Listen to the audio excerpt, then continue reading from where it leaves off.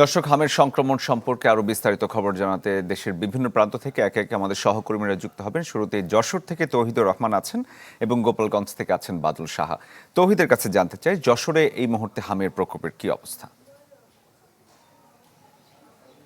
শরীফ, আপনি জানেন যে বাংলাদেশে যে অঞ্চলগুলোতে হামের প্রকোপটা বেড়েছিল, যশোর তার মধ্যে অন্যতম।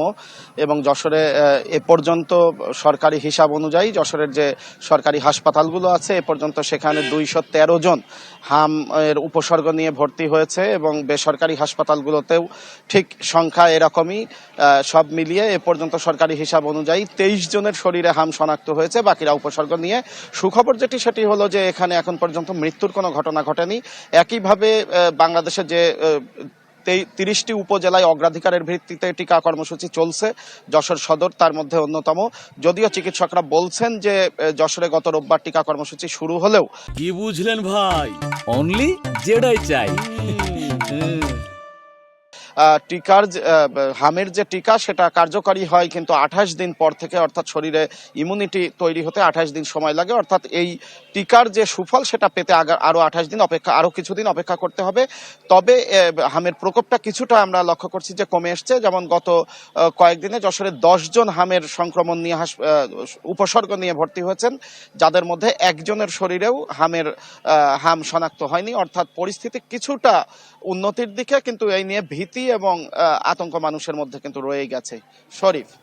তৌহিদ, ধন্যবাদ আপনাকে। এবারে যেতে চাই গোপালগঞ্জে, সেখানে রয়েছেন বাদল। বাদল, গোপালগঞ্জের কি খবর? শরীফ, গোপালগঞ্জে কিন্তু প্রতিনিয়ত হামের উপসর্গ নিয়ে শিশুরা কিন্তু গোপালগঞ্জ 250 শয্যা বিশিষ্ট জেনারেল হাসপাতাল এবং মেডিকেল কলেজে কিন্তু ভর্তি হচ্ছে। এছাড়া কিন্তু যে 5টি উপজেলা রয়েছে সেই উপজেলার যে স্বাস্থ্য কমপ্লেক্সগুলো রয়েছে সেখানেও কিন্তু শিশুরা কিন্তু ভর্তি হচ্ছেন। এখন পর্যন্ত কিন্তু গোপালগঞ্জে 183 জন শিশু হামের উপসর্গ নিয়ে বিভিন্ন হাসপাতালে কিন্তু ভর্তি হয়েছেন। তবে হামের উপসর্গ নিয়ে কিন্তু এখন পর্যন্ত গোপালগঞ্জে এক শিশুর মৃত্যুর ঘটনা ঘটেছে। আর গত 24 ঘন্টায় গোপালগঞ্জ 250 শয্যা বিশিষ্ট জেনারেল হাসপাতাল এবং মেডিকেল কলেজ মিলিয়ে যে 5টি যে উপজেলা স্বাস্থ্য কমপ্লেক্স রয়েছে সেখানে মোট 21 জন কিন্তু ভর্তি হচ্ছেন। এছাড়া আপনার এখন পর্যন্ত সিভিল সার্জন অফিস আমাদেরকে যেটি জানিয়েছেন যে এখন পর্যন্ত 40 জনের স্যাম্পল কিন্তু ঢাকায় পাঠানো হয়েছে এবং তার মধ্যে কিন্তু 8 জনের শরীরে কিন্তু হামের পজিটিভ এসেছে। ফলে কিন্তু গোপালগঞ্জে যারা অভিভাবক রয়েছেন তাদের মধ্যে কিন্তু উদ্যোগ এবং উৎকণ্ঠা কিন্তু বেড়েই চলছেন। তবে আরেকটি বিষয় হচ্ছে যে এখন পর্যন্ত যে 183 জন শিশু হামের উপসর্গ নিয়ে ভর্তি হচ্ছেন তার মধ্যে 78 জন শিশু কিন্তু ইতিমধ্যে বাড়ি ফিরেছেন এবং 55 জন কিন্তু বিভিন্ন হাসপাতালে ভর্তি রয়েছেন।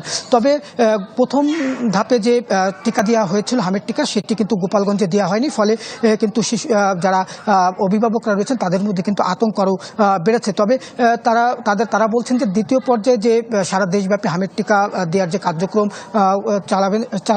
চালাবে সরকার, সেটি যেন গোপালগঞ্জে দেওয়া হয় এবং গোপালগঞ্জে কিন্তু যে হামের যে টিকা সেটি কিন্তু বরাদ্দ দেওয়া হয়। তবে সিভিল সার্জন আমাদেরকে জানিয়েছেন যে এখন পর্যন্ত কিন্তু গোপালগঞ্জে যে হামের টিকা তার কিন্তু কোনো স্বল্পতা নেই। ফলে যারা হামের উপসর্গ নিয়ে ভর্তি হচ্ছেন তাদের যদি হামের টিকার প্রয়োজন হয় তাদের কিন্তু হামের টিকা দেওয়া হচ্ছে।